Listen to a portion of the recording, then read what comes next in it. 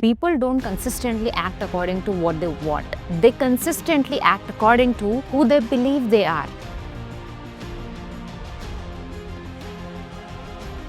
The moment you accept these as your identity, your behavior starts aligning with them. You are no longer making decisions.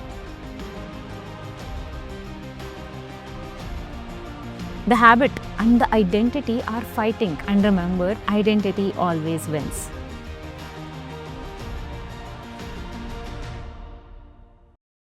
Most people think their results come from their actions, like work harder, wake up earlier, save more, or even sell more. But the problem is, actions themselves come from identity. And if you don't change who you believe you are, you will keep sabotaging the actions that you know you should be taking. Today, we are going to go through why results are delayed expressions of identity and how to become the person for whom your goals are normal. Let's look at the hierarchy. Results are created by actions, but actions are created by thoughts, and those thoughts are created by identity. Most self-development tries to change the actions, like just do the habit, and even some try to change the thoughts as well. Think positive or even affirmations, but very few address the identity, which is the root of it. Identity sits underneath everything. Identity is the collection of your beliefs, assumptions, emotional patterns, expectations, and self-definitions that you carry about yourself.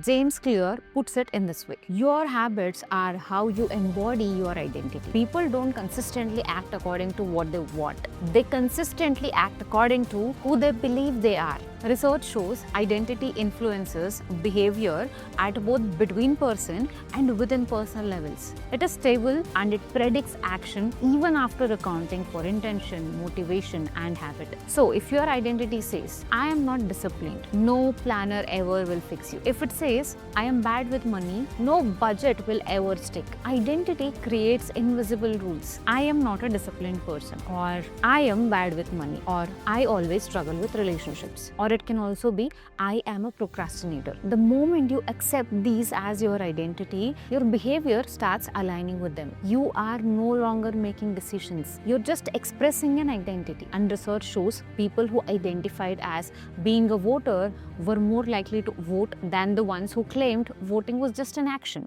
Doing the right thing is easy when it matches with who you believe you are. Number 2, this is why habits fail. People try to install habits on the top of identity that opposes them. For example, you want to wake up at 5 a.m. but internally you still identify as, I am someone who struggles with consistency, or I am someone who will anyways hit the snooze button and go back to sleep. The habit and the identity are fighting, and remember, identity always wins. Study shows perfectionism predicts procrastination with a beta is equal to 0.44, which is a huge effect. Why? Because perfectionism says doing my best is never enough. If your identity says, I can't meet my goals, you will disengage to avoid confirming it. Identity creates emotional comfort zones. People think comfort zones are something external. They are often identity zones. You stay overwhelmed, anxious, underpaid, invisible, dependent, not because you enjoy it, because it matches with who you currently believe you are. And the brain loves familiar, even if the familiar is painful. Neuroscience shows that self-concept clarity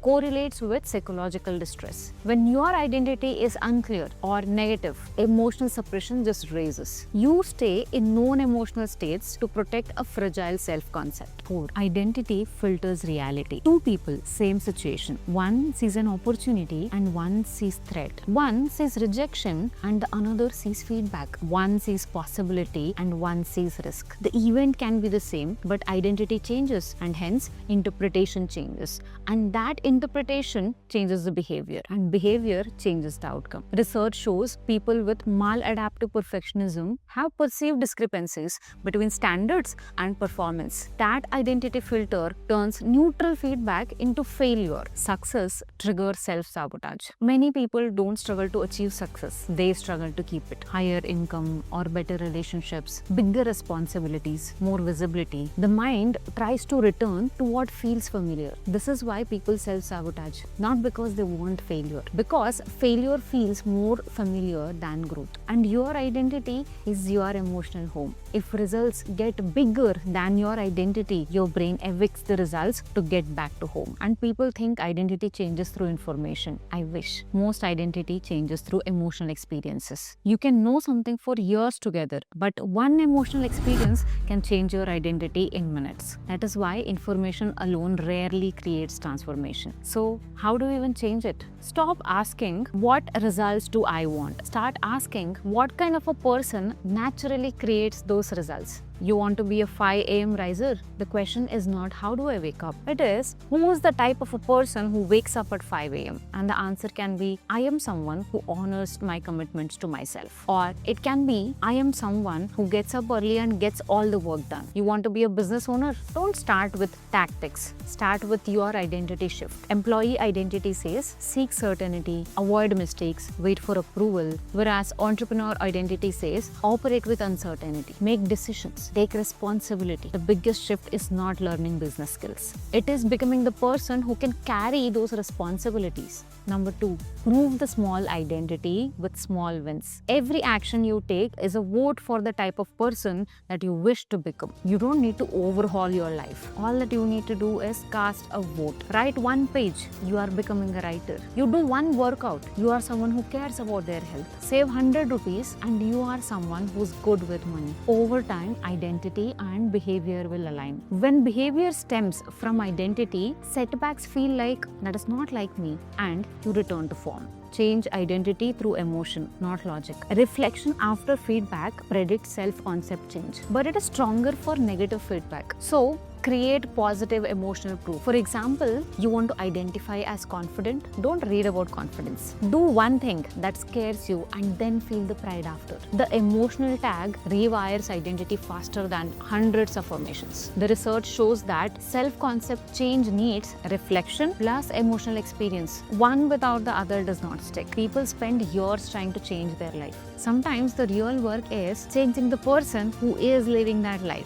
Because when identity changes, decisions change. And when decisions change, your actions change. When actions change, results eventually follow. You don't manifest what you want. You manifest who you are. From today, don't chase outcomes. Become the person for whom those outcomes are just normal. So my question to you is, comment below what is that one identity shift you are making. I am someone who dash. I want you to name it and then cast your first vote. If you like this video, then subscribe to my channel for more.